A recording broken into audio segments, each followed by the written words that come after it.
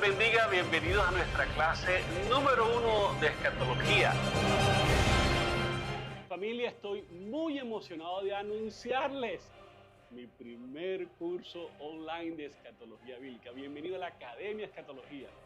La verdad, hemos puesto todo nuestro empeño, años de conocimiento, en clases, en 3 módulos que va a ser sencillo, una diagramación espectacular, una definición didáctica, pedagógica, dinámica, para que puedas adentrarte en toda la Biblia como si les estuvieras leyendo en su tiempo. ¿Cuál es el génesis de la palabra profética? ¿Dónde empezó el reloj profético?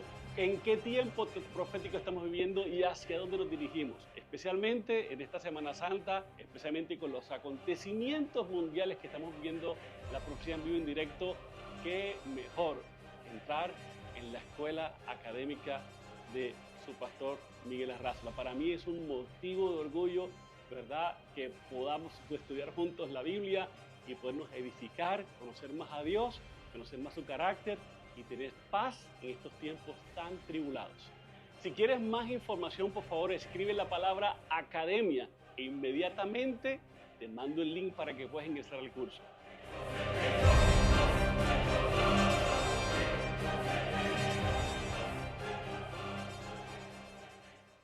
¿Por qué Jesús tuvo que venir en un pollino de asna en ese famoso Domingo de Ramos donde la gente decía Hosana al que viene, bendito el que viene en el nombre del Señor? Para cumplir la profecía. Si tú te metes en mi escuela de escatología vas a entender que todo empezó en Daniel 9:25. En Daniel 9:25 dice el profeta Daniel que cuando se dio la orden de Artajerjes, rey primero, de dar las cartas para que Nehemías restaurara y edificara Jerusalén, ahí van a ver todo en el curso, empezó el reloj cronológico, el reloj profético a correr.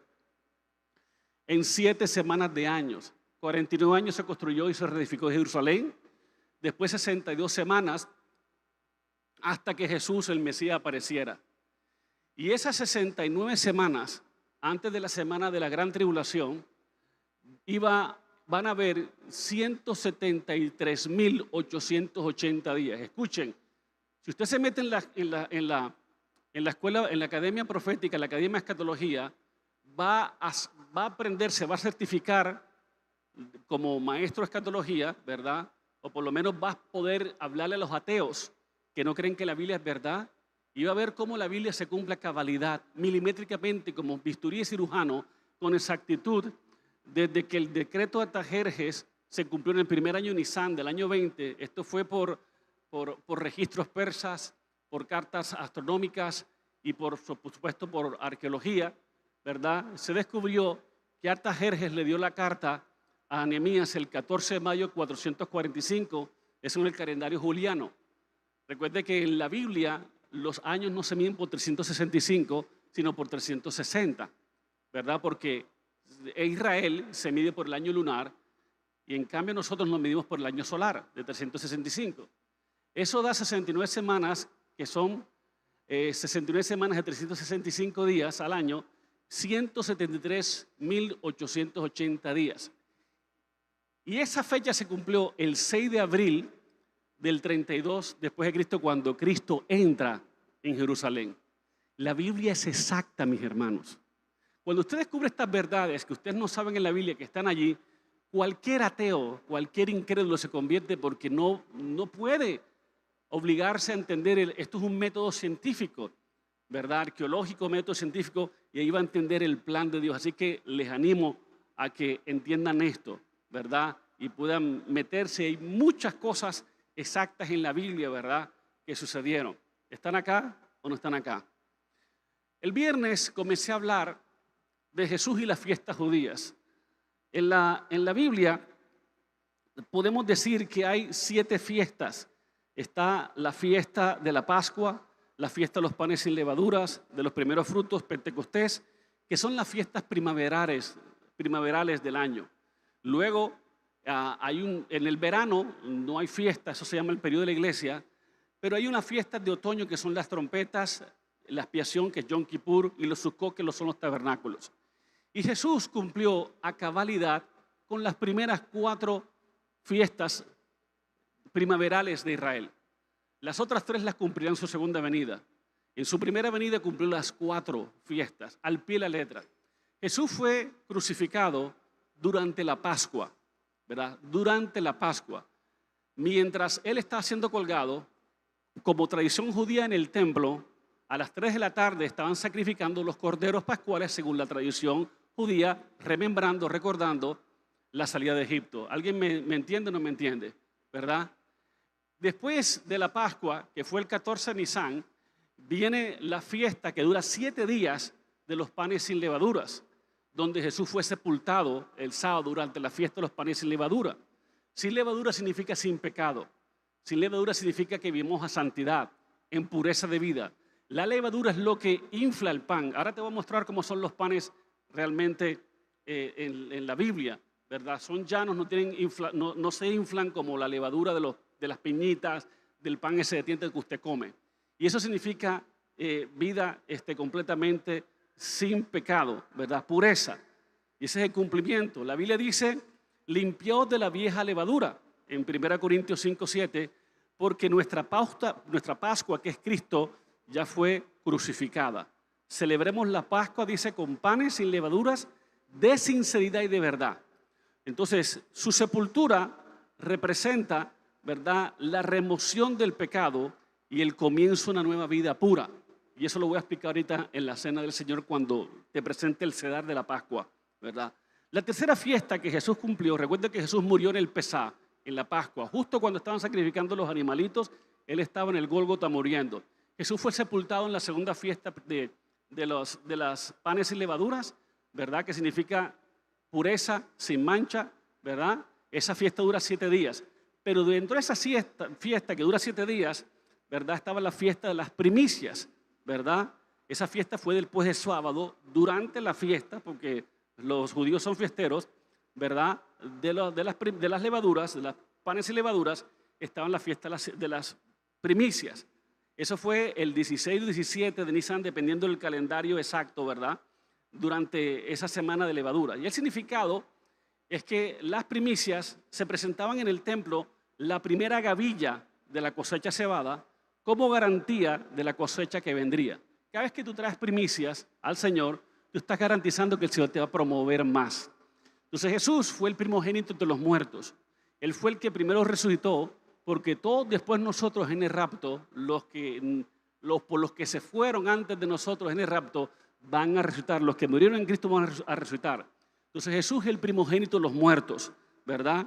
Jesús resucitó el primer día de la semana, que es domingo, exactamente en el día de las primicias. Entonces mire la exactitud. Jesús muere en el Pesá, en la Pascua judía. Jesús es sepultado en los panes sin levadura y Jesús resucita en la tierra, en la fiesta de las primicias, ¿verdad? Por eso la Biblia dice, Pablo dice que Cristo resucitado de los muertos en 1 Corintios 15, 20 y 23, 1 Corintios 15, 20 y 23, Cristo resucitado de los muertos, primicia de los que duermen. Primicia de los que duermen. Es decir, que todas las personas que están muriendo en un futuro, gracias a su resurrección, van a resucitar. ¿Me explican o no me explico? Y después viene la fiesta de Pentecostés.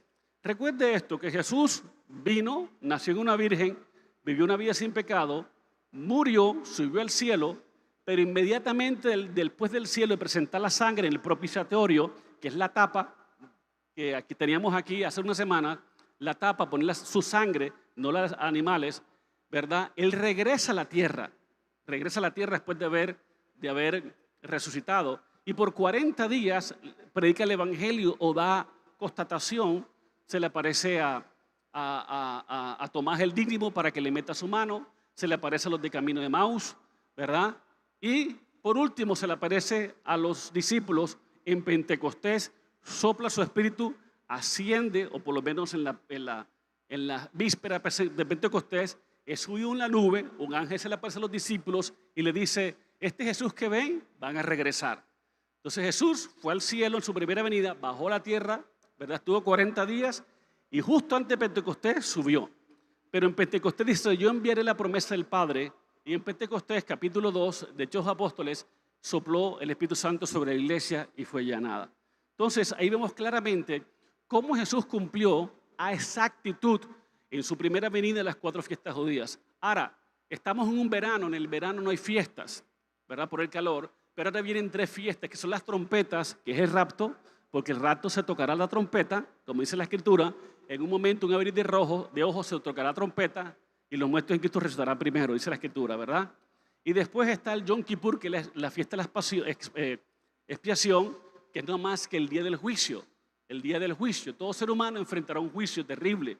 Ya si tú llegas a la expiación, a ese juicio de las naciones, que va a suceder después del milenio, o más bien después de los 7 años de tribulación, muy tarde para ti.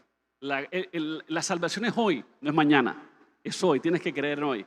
Y estás, por supuesto, después de los tabernáculos, que es cuando hay cielo nuevo y tierra nueva, estaremos con Él para Él. ¿Amén o no amén? Ahora bien, yo quiero que me muestren el plato del Pesá. Este plato es el Seder de Pascua. El Seder significa orden, no se confunda. El Seder significa orden de la Pascua. Para que usted entienda lo que los judíos comían por miles de años, celebrando la Pascua de Moisés cuando salió de su pueblo de Egipto, o Dios sacó su pueblo de Egipto, ¿verdad?, con su mano, con el liderazgo de Moisés. Y en ese plato van a ver primero el seroa. El seroa, que está allá arriba, ¿verdad?, no es más que un hueso de carnero que representa sacrificio del cordero inocente sin defecto. El seroa representa que los huesos de Jesús no fueron rotos para que muriese antes de tiempo. Recuerda que Jesús no fue el único crucificado, ni antes ni después, había 3 con él, había 2 más con él. Y a los crucificados les rompían las piernas para que no se impulsaran hacia arriba a tomar una bocanada de oxígeno, porque los pulmones colapsan en la crucifixión. Es una cosa horrenda la crucifixión, ¿verdad? Y quiero que se siente y no se pare, por favor, escuche este mensaje. Pero sus huesos no fueron quebrados para que se cumpliese lo dicho por el profeta de Isaías y por el libro de los Salmos, que no se quería quebrantado.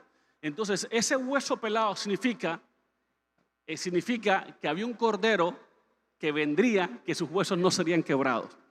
Ahora, los judíos tenían ese plato, comen de ese plato por generaciones celebrando el éxodo de Egipto, pero nosotros entendemos que ese hueso, que es la espaldilla del cordero, ¿verdad? Que recuerde que cuando salieron de Egipto tenían que coger un cordero sin mancha, ¿verdad? De cierta edad, y lo sacrificaron antes de salir a Canaán en aquella noche. Ahora bien, ¿ustedes piensan que Jesús no tomó la cena como la tomaron los israelitas cuando salieron de Egipto? Si tú miras por allá a ver, te cuento. En Lucas 22:15 dice la Biblia, Jesús dice a sus discípulos: ¿cuánto he deseado comer con vosotros esta Pascua antes de que padezca? Jesús quería hacer el ceder de la Pascua a la manera israelita, de acuerdo al éxodo judío de Israel, de Egipto, pero para que ellos entendieran que ahora ese pedacito de hueso no representaba el cordero que Moisés mandó a matar, sino que representaba su cuerpo, que iba a ser entregado por el madero. ¿Me siguen o no me siguen? Quiero que me entiendan, por favor. No se me pare, que es aquí, escuche bien el mensaje, por favor. Entonces, ¿qué pasó? Jesús quería decirles: quiero comer el Pesat con ustedes, la Pascua con ustedes, a la manera vieja, pero dándole un nuevo significado, para que ustedes vean que todos los elementos que ustedes han tenido por el plato por muchos años hablan exactamente de mí. ¿Me sigue o no me sigue? El siguiente elemento que vemos del seroa, la espaldilla del hueso, digamos, del cordero, ¿verdad? Que Jesús lo cumplió a cabalidad, ningún hueso fue quebrado, ¿cierto? Es el matzá. El matzá eran panes así. Por supuesto, creo que hay una graficación del matzá, si me la puedes mostrar con las copas de vino para que la gente lo visualice.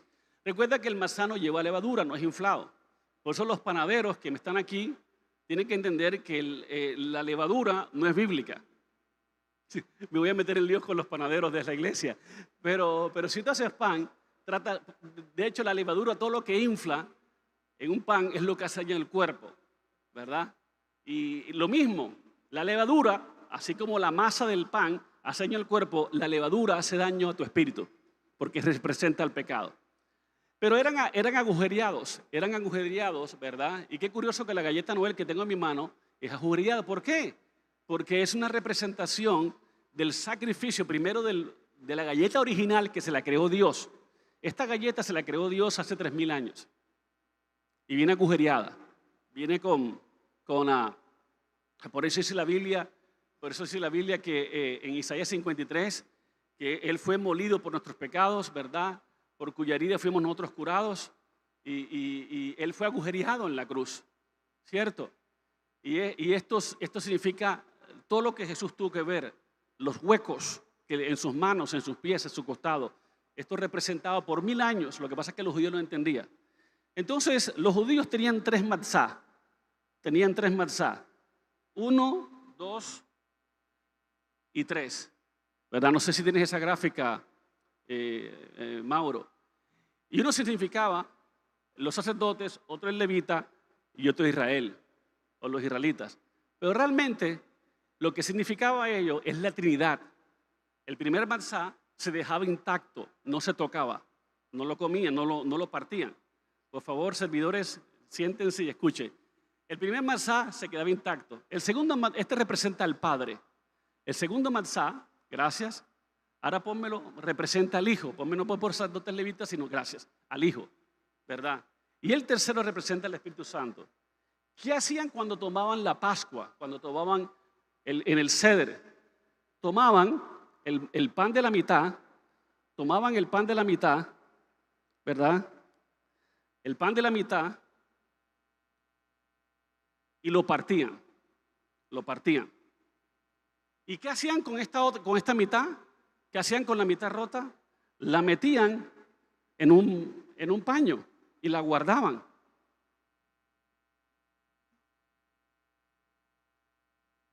Y esto se llama en hebreo aficomán. ¿Qué significa el aficomán? El aficomán es la parte del medio, se parte, se envuelve la mitad, que significa, ¿sabes qué significa aficomán? ¿Sabes qué significa que esto no comían? ¿Sabes qué significa aficomán?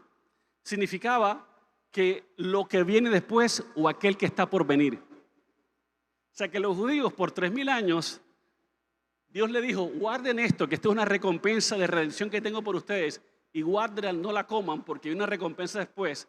Y aficomán representa el que viene y el que ha de venir. Y Jesús es nuestro aficomán. Él es el pan de vida y ahora podemos comer de él la salvación. ¿No cree que Jesús es perfecto? La Biblia es perfecta, ¿verdad? La enseñanza es hermosa. Entonces lo partían, se comían el resto, pero se comían eso, ¿verdad? Luego están las hierbas amargas. Las hierbas amargas están en un platico ahí, ¿verdad? Y recuerdan la amargura de la esclavitud de Egipto. Está las hierbas amargas, que es el maror, hierbas amargas que representan la esclavitud de Egipto, pero también nos recuerda la copa amarga que Jesús bebió, ¿verdad? En Mateo 26:38 dice, mi alma está muy triste hasta la muerte. Mateo 26:38, Padre mío, si es posible, pasa de mí esta, ¿qué? Copa. Pasa de mí esta, ¿qué? Copa. Ojo acá, yo no sé por qué no me lo organizaron así como lo dije, pero bueno. En la Santa Cena, o en el Pesá judío, habían 4 copas. Habían 4 copas, ¿verdad? Habían 4 copas. La primera era la santificación. Jesús, como todos los judíos la tomaban.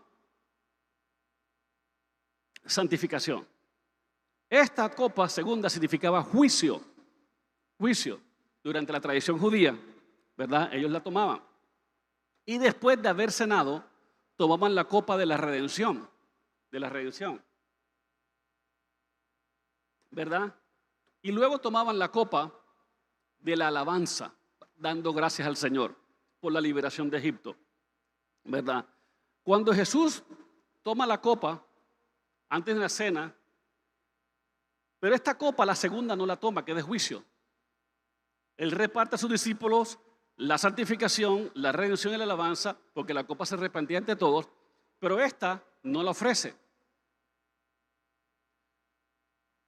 Esta que representa el juicio, él la iba a tomar solo en Getsemaní. Él llevó todo el juicio, el castigo de nuestra paz fue sobre Él. O sea, Él tomó de la copa del juicio. Por eso usted ve que Jesús en Getsemaní sudó gotas de sangre, para que ni tú ni yo llevásemos el juicio sobre nosotros. Porque tú y yo cargamos una pena de muerte, pero Él se tragó el juicio que tú y yo merecíamos para que tú y yo tengamos vida y vida en abundancia. Alguien dígame amén si está entendiendo.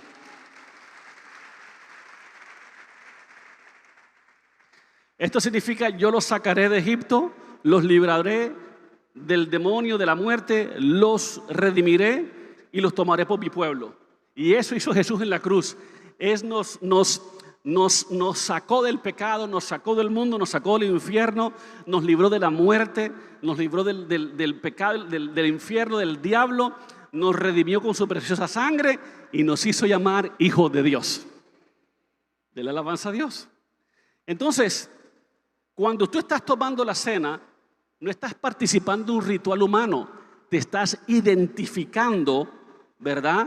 Te estás identificando con el Señor, te estás conectando con el plan de redención de Dios. Ahorita que vamos a tomar la cena, nos identificamos con el plan de redención de Dios. Dígame amén si está entendiendo o no está entendiendo, ¿verdad?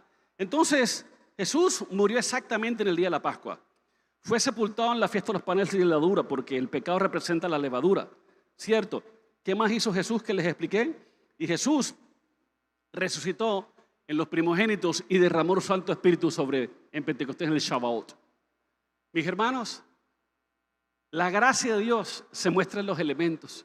Por eso nosotros en esta iglesia enseñamos la palabra, que nada de esto es ritualismo. Por eso no diga que el cristianismo no es un ismo. Porque si usted este cristianismo lo está comparando con el hinduismo, con el islamismo, con todas esas cosas, no. Nosotros no tenemos religión, tenemos relación. Nosotros no somos cristianismo, sino cristiandad. Nadie puede tener una fe viva con un Salvador muerto.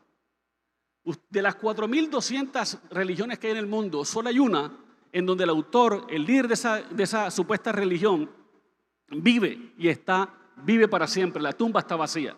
Y es la única religión del mundo donde el Dios que adoramos vive en uno. Entonces no le llame ismo, no le llame cristianismo, le llame cristiandad. Nosotros no estamos aquí porque tenemos un credo, porque creemos en un fantasma, no, lo de nosotros es real.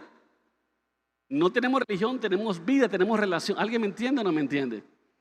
Amén y amén. Ahora bien, ¿de qué te quiero hablar hoy, después de esta introducción breve? Es del poder de la resurrección. El poder de la resurrección de Jesús, ¿verdad?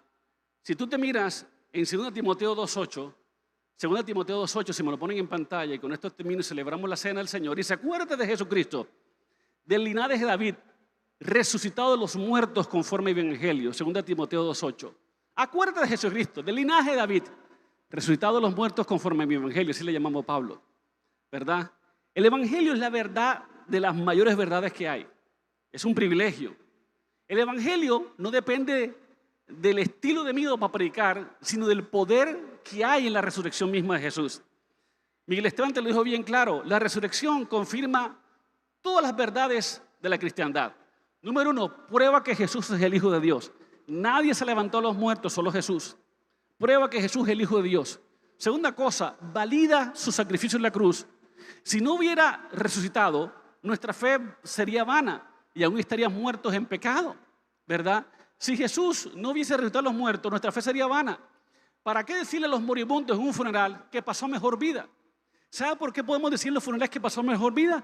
Porque Jesús resucitó, venció la muerte y la gente no está en el infierno, sino que pasó a muerte vida. El que cree en Jesús, aunque esté muerto, vivirá.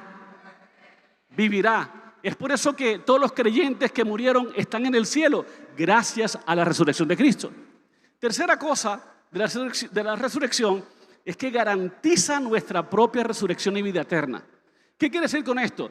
Que garantiza que si Cristo resucitó a los muertos, todos los creyentes que murieron en Cristo Jesús resucitarán, ¿verdad? Y habrá una resurrección postrera. Eso va a suceder. Si tú miras 1 Corintios, ¿verdad? 15:17, ¿verdad? Habla de rapto, ¿verdad? 1 Corintios 15:17, si lo tienes por ahí, dice claramente que Cristo es, 1 Corintios 15, 17, si lo tienes por favor muéstramelo, dice que Cristo nos ritó, vana sería nuestra manera de vivir, y más adelante nos dice que los muertos en Cristo resucitarán primero, ¿verdad?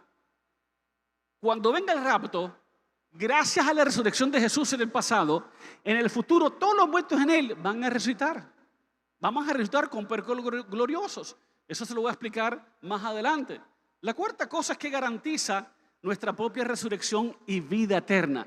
Gracias a que resucitó, nosotros podemos resucitar y tener vida eterna en Él. También demuestra que Dios cumple todas sus promesas. La resurrección demuestra que Dios, todo lo que dijo, todo lo que hizo, todo lo que prometió es completamente válido, cierto, sin un lugar a dudas. Con la resurrección de Jesús, Jesús validó lo que Él es, lo que Él hizo, lo que Él hará y lo que Él prometió. Todo se valida en la resurrección. Alguien dígame amén si está entendiendo esto, por favor. Amén. Entonces no diga el mundo Jesús murió. No solamente diga murió, diga Jesús murió y resucitó. Porque sin la resurrección el mensaje cristiano se derrumba. Es lo que distingue a la cristiandad de cualquier otra religión. Nuestro fundador está vivo. La tercera cosa es que la resurrección tiene un efecto personal de que nos acordamos. En tiempo de duda, acuérdate de la resurrección. En tiempo de enfermedad, acuérdate de la resurrección. En tiempo de desaliento, persecución, acuérdate de que está vivo, que es la resurrección. Acuérdate de que Cristo resucitó. En medio de la soledad, de los problemas, del cáncer, de las pérdidas de relaciones, de los divorcios, de la partida de los niños, de los hijos en problemas, acuérdate que Cristo vive, que hay poder de resurrección en ti hoy, en mí, hoy día. Tú no puedes hoy salir con la cabeza cabizbaja y no podemos recordar la crucifixión como algo que pasó hace 2000 años y es un feriado, la resurrección es un feriado de Semana Santa donde todos nos vamos para Tolú, para San Andrés. La resurrección es poder hoy. Poder hoy. Si tienes cáncer, hay poder de resurrección. Si tienes enfermedad, hay poder de resurrección. Si hay un demonio atacando, hay poder de resurrección. Si hay pobreza, hay poder de resurrección. Si hay divorcio, hay poder de resurrección. Si hay enfermedades, hay poder. Si hay droga, hay poder de resurrección. Hay poder de resurrección. Si estás deprimido, hay poder de resurrección. Hay poder de resurrección. Es hoy. Es hoy, ¿verdad? Trae consuelo y esperanza, ¿o no? En Romanos 8:11, mira lo que dice Romanos 8:11. Nos motiva a vivir con el mismo poder que levantó a Jesús de los muertos. Y si el espíritu de aquel que levantó de los muertos a Jesús mora en ti, escuche, no se distraiga. El que levantó los muertos a Cristo Jesús vivificará vuestros cuerpos mortales. Por eso los cristianos no envejecemos tan rápido como el mundo, ni nos volvemos feos. La gente no puede creer que yo tengo casi 60 años. La gente no puede creer que se compara las fotos tuyas con los demás no cristianos en tu colegio, están todos vueltos nada. Nosotros tenemos vida. ¿Por qué? Porque el poder de la resurrección detiene el proceso de envejecimiento. Nosotros no sufrimos como los que sufren del mundo, de enfermedades venéreas, de enfermedades del corazón, nada. Nosotros tenemos el poder de la resurrección. Y si el diablo ataca una parte de nuestro cuerpo, el espíritu que levantó a Cristo de los muertos vivifica mi cuerpo, mis huesos, mis pulmones, mi corazón, mi estómago, mi hígado, mis músculos, mis huesos, mi pelo, mi cara, mis ojos, mi nariz, mis ojos, mis oídos. Todo tenemos el poder de resurrección que vivifica mi cuerpo mortal por el espíritu que mora en nosotros. Aleluya. Dije aleluya. Aleluya. Porque Él vive, salimos aquí sabiendo que ninguna amenaza del diablo nos puede caer. Porque Él vive, mañana podemos a trabajar sin esperar accidentes, porque hay poder en el poder de la resurrección. Si Él vive hoy, es porque yo puedo tomar un avión, un barco, lo que sea, un carro y otro sea, y sé que el poder de Dios me cubre en el trayecto. Mis hijos están seguros cuando van al colegio. Mis hijos duermen en paz cuando se acuestan, cuando se levantan. Porque Él vive, mi casa está cubierta. Alguien tiene que decir aleluya. Un día como hoy, Satanás se levantó en el peor de su día porque Jesús le tenía el pie en el pescuezo al diablo y dijo: no pudiste conmigo. ¿Dónde están los cristianos que tienen el poder de resurrección? ¿Dónde están los cristianos que tienen el poder de resurrección? Porque Él vive, podemos vivir seguros de que mañana será mejor, de que no va a terminar mal, que vamos a tener situaciones, todos vamos a tener un viernes oscuro, un sábado de penumbra, pero siempre viene la resurrección el domingo. La resurrección nos dice que todo cambia en 3 días. Si tú puedes estar en depresión, en un valle de sombra, de muerte, tu domingo viene. Si tú estás en un viernes de crucifixión, en un sábado de sepultura, donde lo diste todo por perdido, donde perdiste hasta la fe, la esperanza, tu domingo viene. Porque tú y yo tenemos el poder de la resurrección. Dígame, dígame, dígame, dígame, dígame. Ahora, porque Él resucitó, tu tumba no será el final, será el comienzo. Gracias a que resucitó, todos los que mueren van al cielo, no se pierden. Porque el que cree en Él, aunque esté muerto, vivirá. La tumba no tiene poder. Sorbida como un pitillo es la muerte en victoria. Porque Él venció, escúchese bien, porque Él venció y resucitó, el pecado ya no tiene dominio sobre ti. El pecado ya no te enseñorea sobre ti. Una cosa es que usted es coqueto con Él y te dejes coquetear con el pecado, pero no hay razón para pecar porque el pecado ya no tiene dominio sobre ti. ¿Están acá o no están acá? Entonces hay, digamos, 3 verdades de la resurrección. Primero, confirma que Él es el Hijo de Dios, valida la cruz, garantiza las promesas, demuestra que todo lo cumple, ¿verdad? ¿Verdad? Nos da esperanza en esta vida, ¿cierto? Y todo lo que les acabo de decir. Pero algo que tú tienes que entender es que la resurrección de Jesús no es para celebrarlo en Semana Santa. No es simplemente para celebrar un día feriado y venirnos todos para Tolú. No, es un poder presente en el día de hoy. La resurrección no es un evento pasado, es un poder presente. Ahora también me están entendiendo. Es un poder ¿qué? Presente, ¿verdad? ¿Están acá o no están acá? ¿Cierto? Nosotros celebramos y otra vez vemos las cosas de Semana Santa, las imágenes de Semana Santa, las películas, las procesiones, y la gente celebra el pasado. Jesús resucitó. ¿Y de qué sirve si resucitó? Si no me sirve para hoy, nada. No, señor. Sirve para el presente. La segunda cosa es que la resurrección no es un evento pasado, es un poder presente. Dije un poder presente. Eso es lo que estoy predicando, un poder presente. Un poder presente, ¿verdad? Si tú miras la Biblia en Filipenses 3:10, esto lo prediqué cuando estaba en Israel hace un mes, Filipenses 3:10, mira lo que dice. Y a fin de conocer a Jesús, pero mira, más hay que conocer a Jesús y conocer el poder de su resurrección. El poder de su resurrección. Y ese es el poder que usted quiere que conozca, que quiero que conozca en esta tarde ya. El poder de su resurrección, ¿verdad? Jesús no resucitó para que tengamos Semana Santa y nos vayamos de vacaciones. No, sino para tenernos vida y poder diario. Jesús no vino para que tuviéramos una vida religiosa con camándulas y de cuanta cosa. Él vino para que tengamos una vida de resurrección. Jesús no vino a ser buenos, malos. Él vino a hacer que los vivos, Él vino a hacer que los muertos vivan gracias a Él. ¿Están acá o no están acá? Por eso, con el poder de la resurrección, mire lo que quiero que usted entienda. Pablo deseaba conocerle ahí el poder de su resurrección. Vivimos entre 2 grandes fuentes de poder. La resurrección pasada, que es una, y vivimos en la fuente futura de su poder, la futura. Pero en medio de nosotros podemos conectarnos al anticipo. Mira que es en Romanos 8:23. Estamos entre la resurrección pasada, que fue gloriosa, como Jesús fue levantado por el Espíritu Santo y cómo el Espíritu Santo levantará a los muertos en Cristo Jesús. Pero en medio estamos en Romanos 8:23. Póngame Romanos 8:23. Y no solo ella, sino que también nosotros mismos, que tenemos las primicias del Espíritu. ¿Cuál primicia? ¿Cuál primicia del Espíritu? El mismo Espíritu que resucitó a Jesús los muertos y el mismo que resucitará en el rapto, lo tenemos, esperando la adopción, la redención de nuestro cuerpo, que es el rapto. En medio de eso, yo tengo la primicia, yo tengo la cuota, yo tengo el anticipo de gloria. Diga, yo tengo el anticipo de gloria. El anticipo.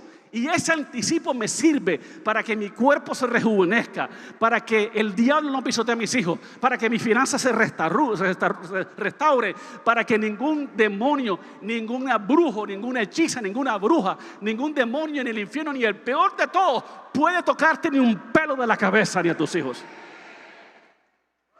Tengo la primicia, el anticipo de gloria, y ese poder levanta mi actitud, levanta las relaciones muertas, los matrimonios muertos, la pobreza que nos acaba, las palabras, ¿verdad?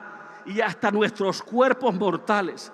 Y nos da esperanza. Donde otros ven desesperanza, nosotros vemos gozo. Donde otros ven dolor, nosotros vemos fe y poder. ¿Están acá o no están acá? Y si es cierto. Evento pasado, poder presente y resurrección futura. Resurrección pasada de Jesús, poder presente y resurrección futura, ¿verdad? Miren lo que dice la Biblia en 1 Corintios 15, 22 y después vamos al 51.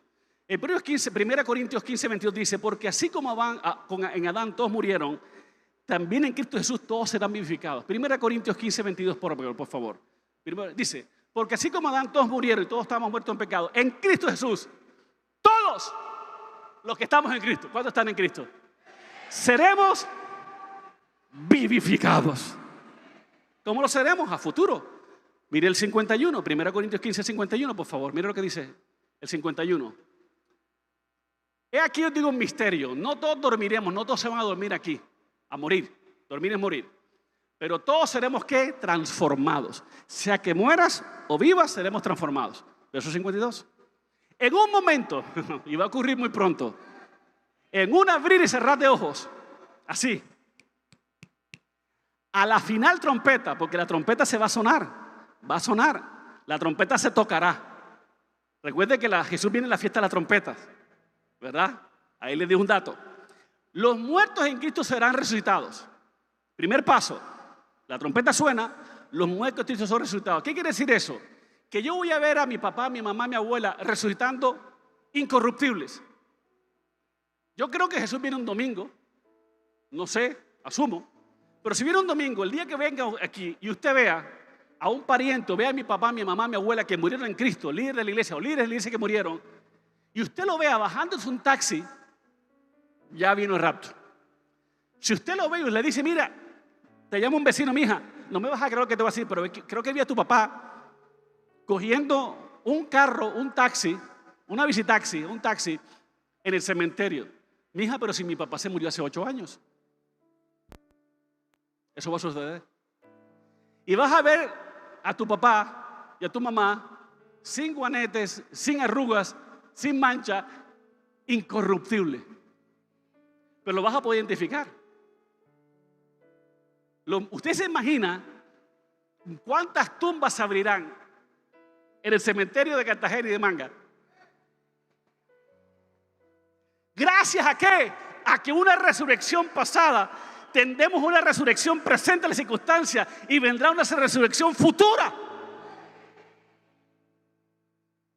Oh, yo anhelo ese día. Yo no sé tú, pero yo anhelo ese día. Yo anhelo ese día. Y después, póngame el verso, no me quite eso, no me quite el verso. No me quite el verso. Y nosotros, los que quedemos, seremos ¿qué? Transformados. No habrá juanete, no habrá estría. No habrá la cicatriz del apéndice, no habrá. Las chapas no habrán. Ni diente con caries habrá, no habrá caries. Ni amalgama, no habrá. No habrá cicatrices. El único que tendrá cicatrices en el cielo es Jesús. Ese es el precio de la salvación. Mientras usted llega con sus manos completas, cuando llegue al cielo, la de Jesús están agujereadas todavía. Su costado abierto y sus pies también abiertos, con huecos. Él es el Matzá, agujereado por nosotros por vida. Mientras usted disfruta de un cuerpo glorioso, sin mancha ni hueco, Jesús tendrá las manos agujereadas en los pies. Gracias, Jesús, por eso lo amo tanto. ¿Están acá o no están acá? Verso siguiente, 53, no me quite el verso. Porque es necesario que esto corruptible se viste en corrupción y esto mortal se viste en mortalidad. Y 54, ¿qué dice? Y cuando esto corruptible se ha vestido en corrupción y esto mortal se ha vestido en mortalidad, entonces se cumplirá la palabra que está escrita, sorbida. ¿Por qué vamos a decir sorbida es la muerte en victoria? Porque el primogénito de los muertos, con su resurrección, hizo que nosotros viviéramos en resurrección para poder levantarnos en resurrección. Amén. Porque nuestra ciudadanía, Filipenses 3:20, está en los cielos, de donde también esperamos el Salvador, al Señor Jesús. Primera Filipenses 3:20. Filipenses 3:20, porque nuestra ciudadanía está en los cielos. ¿Usted dónde es? De Tubaco, no, usted es del cielo. Usted es de Olaya, usted es del cielo. Usted es del cielo. Su cédula puede decir Usuicuarí o Cereteo, yo no sé qué. Pero mi cédula original dice Nueva Jerusalén Celestial. De donde también esperamos al Salvador, al Señor, ¿qué? Jesucristo. Y el 21 que dice, mira el 21, el cual transformará el cuerpo de la humillación nuestra. Este cuerpo que nos dio trabajo, lo va a transformar para que sea semejante al cuerpo de la gloria de Él, por el poder de resurrección, con el cual puede también sujetar a sí mismo todas las cosas. La resurrección afectó el cuerpo de Jesús, lo levantó, afecta a nuestro cuerpo, nos vivifica, ¿verdad? Y sujetamos todas las cosas por su poder de resurrección. Y mire la resurrección futura. Mis hermanos, ese es el poder del Señor Jesús. Yo creo que en esta hora, hoy, celebremos más que nunca que este poder está disponible 24/7. Así que yo quiero que todos seamos servidos, que la alabanza se vaya preparando y que tomes ese pan, ese matzá que fue agujereado, que lo partas en dos, porque Él fue molido por nuestros pecados, lo partas en dos. Ese matzá. Y Jesús dijo, ya no van a conmemorar esta fecha por la liberación de Egipto, sino por mi liberación. Este es mi cuerpo, no el del corderito que sacrificó Moisés. Este es mi cuerpo, que por vosotros he entregado.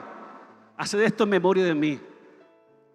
Y cuando tú tomas esto, tú te identificas, te conectas con el plan de redención. Esto no es un rito, esto no es misticismo. Cuando yo participo del pan, el poder de resurrección entra en mí. Mis órganos son sanados, mis glándulas son sanadas, mi sangre es limpiada, mi cuerpo es purificado. Algo sucede cuando yo tomo esto en fe, porque yo reconozco que Jesús murió por mí, me redimió, espíritu, alma y cuerpo, y por su herida fui yo sanado. Así que como del pan y sea sano, sea bendecido, sea fortalecido. Vamos, coma. Del mismo modo tomó la copa,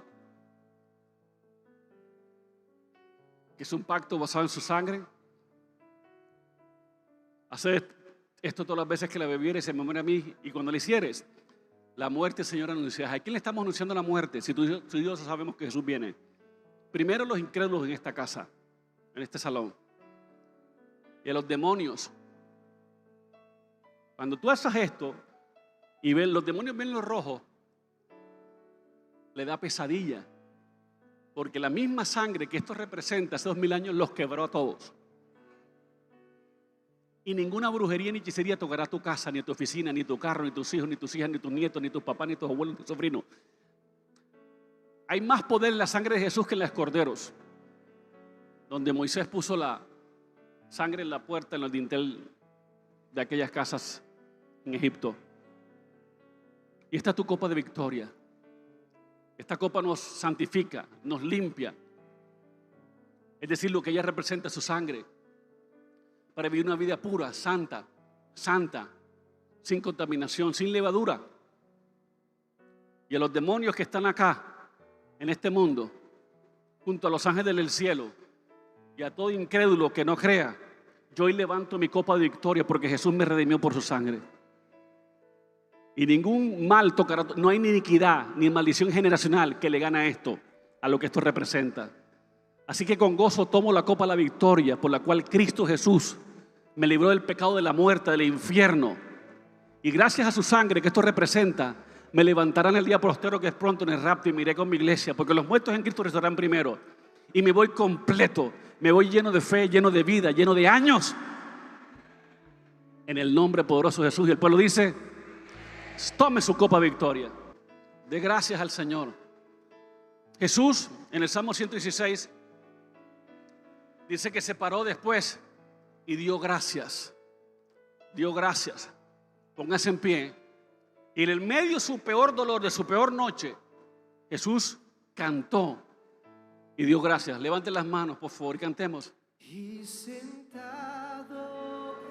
Vamos, iglesia, todo el mundo cantando. Nadie se distraiga.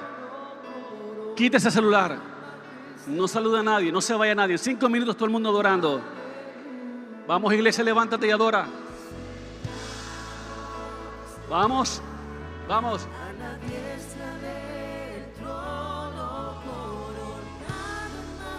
Aleluya, aleluya.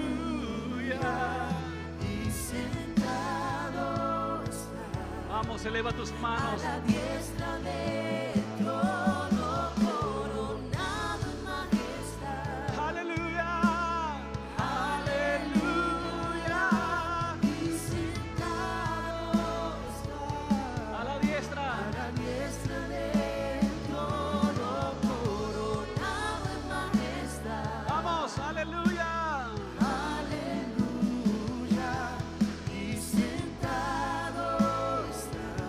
Jesús, a la diestra del trono coronado. No se vaya, adore, adore, adore, adore. Tranquilo. Aleluya. Eres santo, santo, santo, santo eres tú. Díselo. Santo, santo, santo. Los cielos cantan, la tierra adora.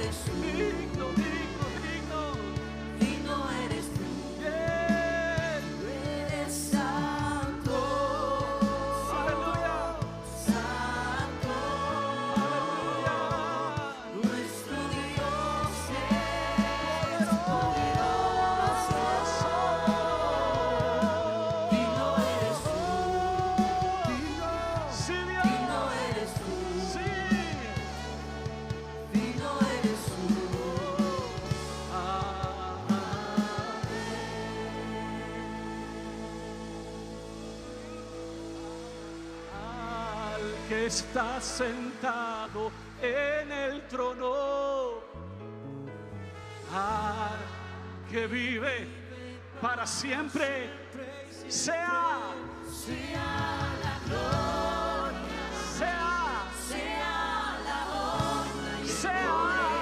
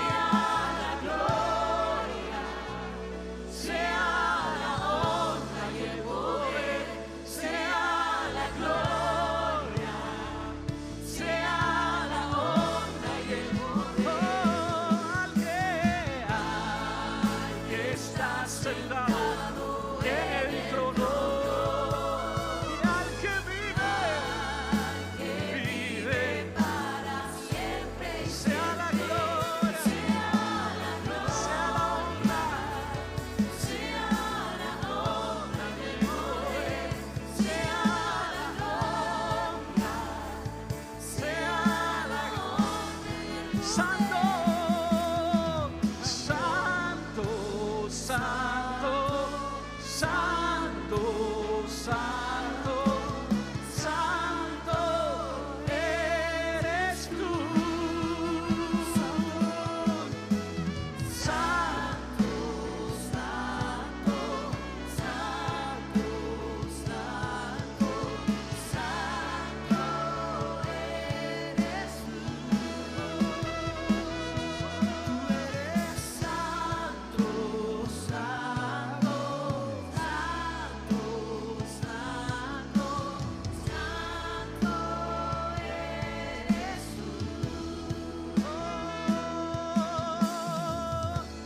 Mi socorro has sido tú, mi alma, porque tu diestra me ha sostenido y me sostendrá a mi familia.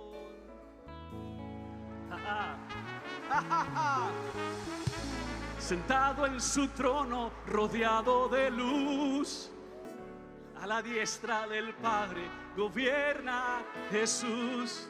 Vamos, iglesia, con ojos de fuego, con ojos de fuego, con rostro de sol. Cuando abre su boca, es trueno su voz.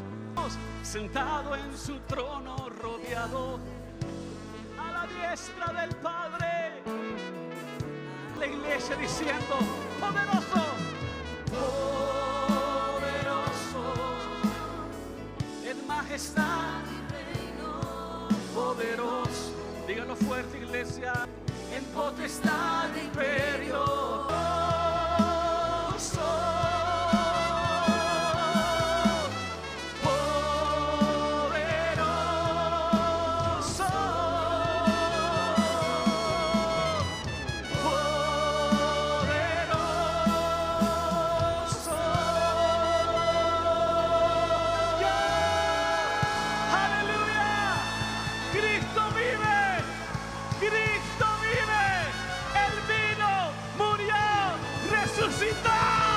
Y vendrá.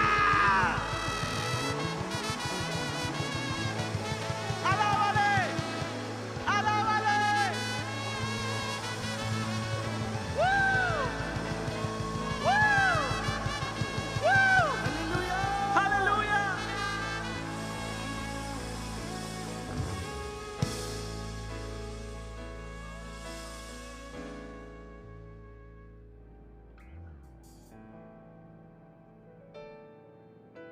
Dios les bendice, familia.